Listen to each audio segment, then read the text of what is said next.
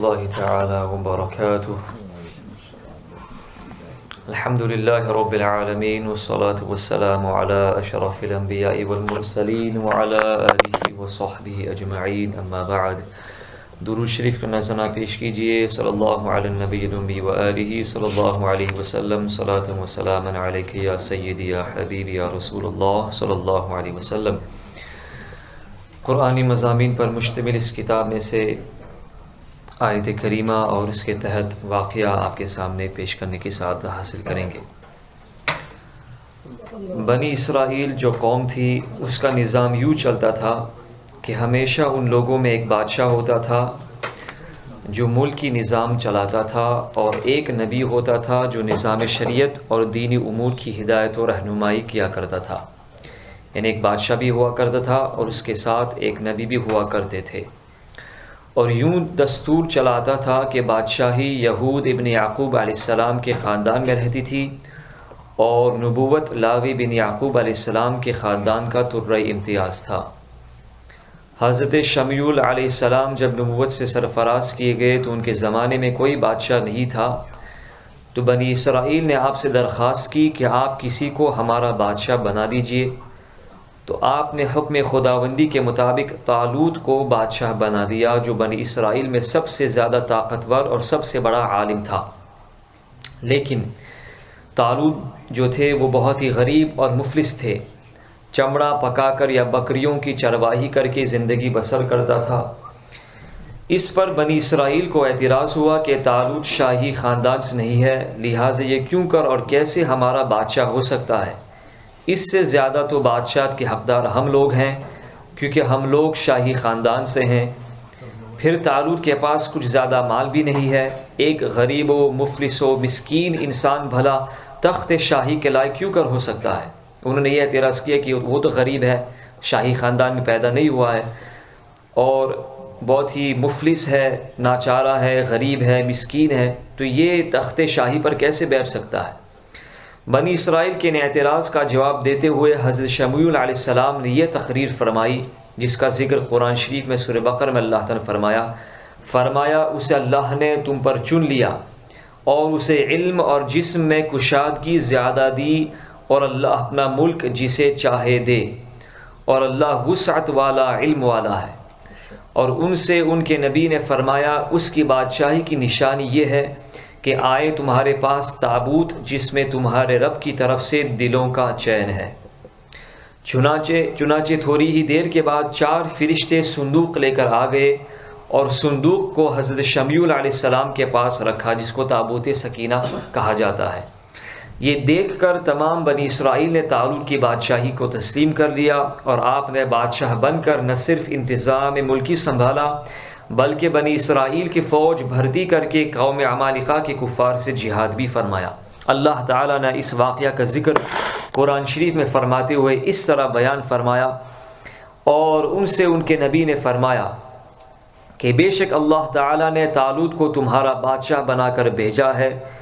بولے اسے ہم پر بادشاہی کیوں کر ہوگی، اور ہم اس سے زیادہ سلطنت کے مستحق ہیں، اور اسے مال میں بھی وسعت نہیں دی گئی. فرمایا اسے اللہ نے تم پر چن لیا، اور اسے علم اور جسم میں کشادگی زیادہ دی، اور اللہ اپنا ملک جسے چاہے عطا فرمائے، اور اللہ وسعت والا علم والا ہے. اور ان سے ان کے نبی نے فرمایا اس کی بادشاہی کی نشانی یہ ہے کہ آئے تمہارے پاس تابوت جس میں تمہارے رب کی طرف سے دلوں کا چین ہے، اور کچھ بچی ہوئی چیزیں ہیں معزز موسیٰ اور معزز ہارون کے ترکے کی، اٹھاتے لائیں گے اسے فرشتے. بے شک اس میں بڑی نشانی ہے تمہارے لیے اگر ایمان رکھتے ہو. تو اس واقعے سے ہمیں کیا درس ہدایت ملتا ہے؟ اس واقعے سے جہاں بہت سے مسائل پر روشنی پڑتی ہے، ایک بہت ہی واضح درس یہ ملتا ہے کہ اللہ تعالیٰ کے فضل اور اس کی نوازش کی کوئی حد نہیں ہے.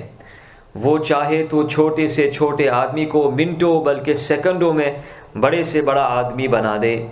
دیکھ لو حضرت طالوت ایک بہت ہی کم درجے کے آدمی تھے، اور اتنے مفلس تھے کہ یا تو دبگر تھے جو چمڑے کو دباغت دے کر اپنی روزی حاصل کرتے تھے، یا بکریاں چلا کر اس کی اجرت سے گزر بسر کرتے تھے. مگر لمحہ بھر میں اللہ تعالیٰ نے انہیں صاحب تخت و تاج بنا کر بادشاہ بنا دیا. دوسرا درس ہدایت ہمیں اس سے ملتا ہے کہ قرآن شریف کی بات سے یہ بھی معلوم ہوا کہ جسمانی توانائی اور علم کی وسعت بادشاہی کے لیے مالداری سے زیادہ ضروری ہے، کیونکہ بغیر جسمانی طاقت اور علم کے نظام ملکی کو چلانا اور سلطنت کا انتظام کرنا تقریباً محال اور ناممکن ہے۔ اس سے ظاہر ہوا کہ علم کا درجہ مال سے بہت بلند تر ہے۔ تو جب طالوت، یہ جو بادشاہ بنائے گئے تھے، جب طالوت بنی اسرائیل کے بادشاہ بن گئے تو آپ نے بنی اسرائیل کو جہاد کے لیے تیار کیا، اور ایک کافر بادشاہ جس کا نام جالوت تھا، ان کا نام طالوت تھا اور اس کافر بادشاہ کا نام جالوت تھا۔ اس کافر بادشاہ جالوت سے جنگ کرنے کے لیے ایک اپنی فوج کو لے کر میدان جنگ میں نکلے۔ جالوت بہت ہی قد آور اور نہایت ہی طاقتور بادشاہ تھا۔ وہ اپنے سر پر لوہے کی جو ٹوپی پہنتا تھا اس کا وزن 300 رطل تھا۔ 300 رطل کی وزنی ٹوپی وہ پہنتا تھا۔ جب دونوں فوجیں میدان جنگ میں لڑائی کے لیے صف آرائی کر چکی تو حضرت طالوت نے اپنے لشکر میں یہ اعلان فرما دیا کہ جو شخص جالوت کو قتل کرے گا میں اپنی شہزادی کا نکاح اس کے ساتھ کر دوں گا اور اپنی آدھی سلطنت بھی اس کو عطا کر دوں گا۔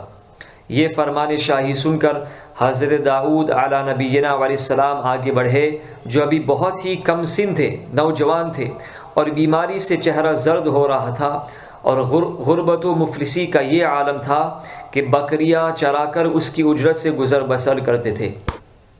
روایت ہے کہ جب حضرت داؤد علیہ السلام گھر سے جہاد کے لیے روانہ ہوئے تھے تو راستے میں ایک پتھر یہ بولا کہ اے حضرت داؤد مجھے اٹھا لیجئے کیونکہ میں حضرت موسیٰ علیہ السلام کا پتھر ہوں۔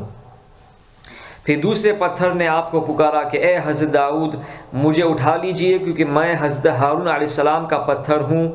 پھر ایک تیسرے پتھر نے آپ کو پکار کر عرض کیا کہ اے حضرت داؤد علیہ السلام مجھے اٹھا لیجئے کیونکہ میں جالوت کا قاتل ہوں۔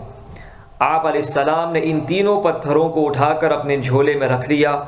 جب جنگ شروع ہوئی تو حضرت داؤد علیہ السلام اپنی گوپھن لے کر صفوں سے آگے بڑھے، اور جب جالوت پر آپ کی نظر پڑی تو آپ نے ان تینوں پتھروں کو اپنی گوپھن میں رکھ کر اور بسم اللہ الرحمن الرحیم پڑھ کر گوپھن سے تینوں پتھروں کو جالوت کے اوپر پھینکا، اور یہ تینوں پتھر جا کر جالوت کی ناک اور کھوپڑی پر لگے اور اس کے بھیجے کو پاش پاش کر کے سر کے پیچھے سے نکل کر 30 جالوتیوں کو لگے اور سب کے سب قتل ہو کر گر پڑے۔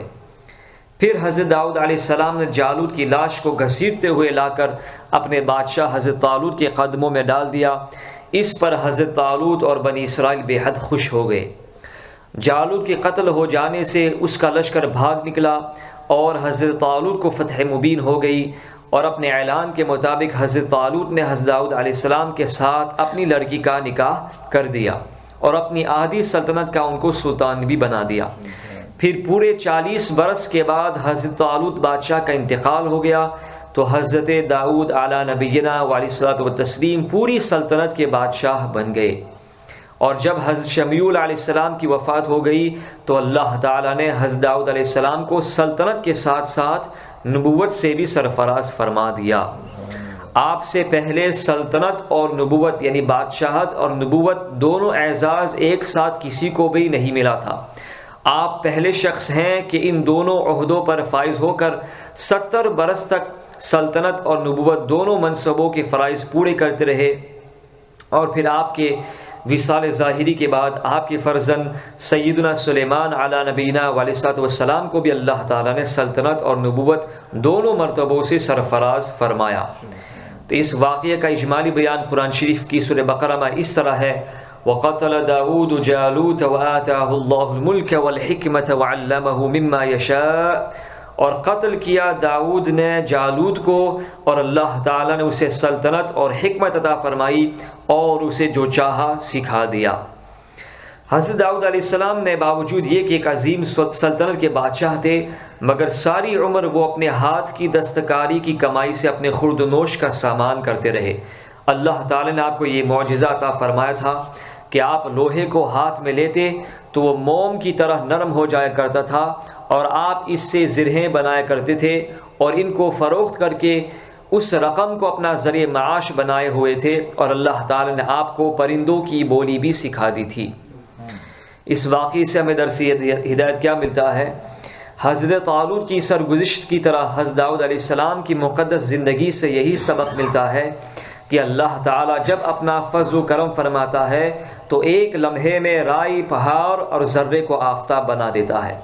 غور کرو کہ حضرت داؤد علیہ السلام ایک کم سن لڑکے تھے اور خود نہایت ہی مفلس اور ایک غریب باپ کے بیٹے تھے، مگر اچانک اللہ تعالیٰ نے ان کو کتنے عظیم اور بڑے بڑے مراتب و درجات کے اعزاز سے سرفراز فرما دیا کہ ان کے سر پر تاج شاہی رکھ کر انہیں بادشاہ بنا دیا، اور ایک بادشاہ کی شہزادی ان کے نکاح میں آئی، اور پھر نبوت کا مرتبہ بلند انہیں عطا فرما دیا کہ اس سے بڑھ کر انسان کے لیے کوئی بلند مرتبہ ہو سکتا ہی نہیں۔ پھر اللہ تعالیٰ کی قدرت قاہرہ کا جلوہ دیکھو کہ جالوت جیسے جابر اور طاقتور بادشاہ کا قاتل حضرت داؤد علیہ السلام کو بنا دیا، جو ایک کم سن لڑکے اور بیمار تھے، اور وہ بھی ان کے 3 پتھروں سے قتل ہوا۔ حالانکہ جالوت کے سامنے ان چھوٹے چھوٹے 3 پتھروں کی کیا حقیقت تھی، جبکہ وہ 300 رطل وزن کی فولادی ٹوپی پہنے ہوئے تھا۔ مگر حقیقت تو یہ ہے کہ اللہ تعالیٰ اگر چاہے تو ایک چوٹی کو ہاتھی پر غالب کر دے، اور اللہ تعالیٰ اگر چاہے تو ہاتھی ایک چوٹی کا کچھ بھی نہیں بگاڑ سکتا۔ یہ جو ہم نے واقعہ سنا، اس میں آپ نے سن لیا کہ طالوت دبگری یعنی چمڑا پکانے کا پیشہ کرتے تھے یا بکریاں چلاتے تھے، اور حضرت داؤد علیہ السلام بھی پہلے بکریاں چلایا کرتے تھے، اور پھر جب اللہ تعالیٰ نے ان کو بادشاہ بنا دیا اور نبوت کے شرف سے بھی سرفراز فرما دیا، تو انہوں نے اپنا ذریعہ معاش زرہیں بنانے کے پیشے کو بنا لیا۔ اس سے معلوم ہوا کہ رزق حلال طلب کرنے کے لیے کوئی پیشہ اختیار کرنا، خواہ وہ دبگری ہو یا چرواہی ہو یا لوہاری ہو یا کپڑا بننا ہو، الغرض کوئی پیشہ ہرگز نہ ذلیل ہے، نہ ان پیشوں کے ذریعے روزی حاصل کرنے والوں کے لیے کوئی ذلت ہے۔ جو لوگ بنکروں اور دوسرے پیشہ وروں کو محض ان کے پیشے کی بنا پر ذلیل و حقیر سمجھتے ہیں، وہ انتہائی جہالت و گمراہی کی گڑھے میں گرے ہوئے ہیں۔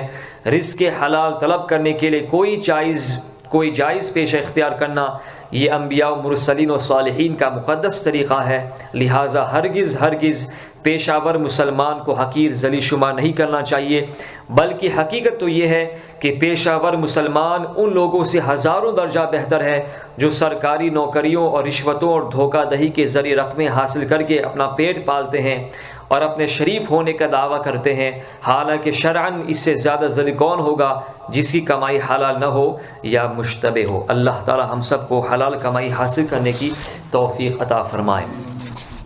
صلی اللہ علیہ نبی الامی و آلہ صلی اللہ علیہ وسلم۔